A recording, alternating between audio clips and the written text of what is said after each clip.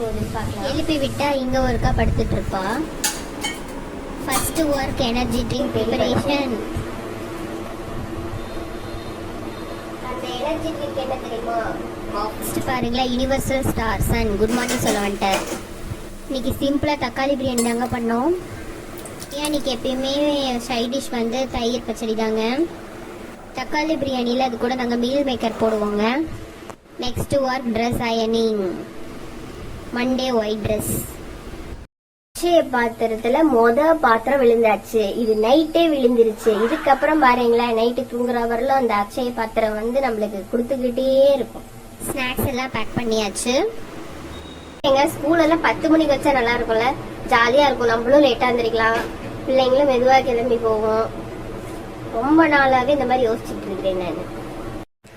யாரெல்லாம் ஸ்கூல் எல்லாம் 10 மணிக்கு ஓபன் பண்ணா நல்லா இருக்கும்னு நினைக்கிறீங்கன்னு கமெண்ட்ல சொல்லுங்க. லஞ்ச் பேக் பண்ணியாச்சு. சாப்பிடுறதுக்கும் போட்டு வச்சாச்சுங்க. சாப்பிட மாட்டா.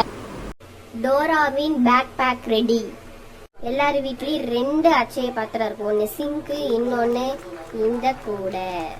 வித்தியாசமான அக்ஷய பாத்திரமும் துணியும் மட்டும்தான் வந்து அதிகமாயிட்டே இருக்கும். தங்க கட்டிக்கு அப்பகிட்டே. யாரெல்லாம் இன்னமும் உங்க பொண்ணுங்களுக்கு சாப்பாடு ஊட்டுறீங்கன்னு கமெண்ட் பண்ணுங்க.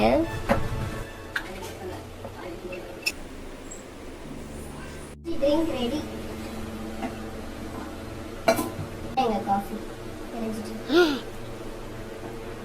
எப்போ எந்திரிச்சிட்டாங்க. இங்க தொட்டிலுக்கு நடுவுல இருக்கிறத வச்சோம்னா கொஞ்ச நேரம் பார்த்துட்டு இருப்பான். அப்புறம் உடனே தூக்கி வச்சாலுதான்ட்டு.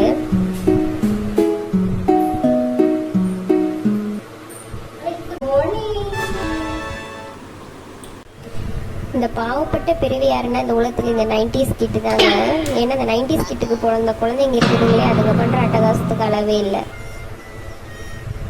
ரிப்பன் வச்சு பின்னிட்டு போனா 90s கிட்டு தாமா அந்த மாதிரி எல்லாம் வச்சுக்குவாங்கன்னு சொல்றாங்க.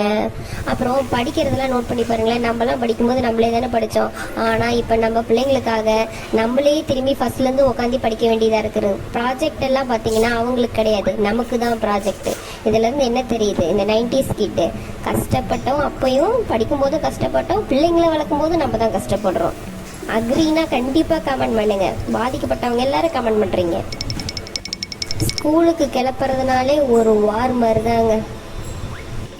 அவ்வளோதான், கிளம்பி போயிட்டாங்க. இதுதான் வீடியோட கேட்டு. இப்படிதான் இருக்கும் வெளியே அவுட்லுக்கு.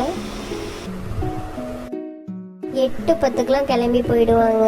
ஒரு போரெல்லாம் நடந்து முடிஞ்சா எப்படி இருக்கும் அந்த மாதிரி வீடே பரம அமைதியா இருக்கும்.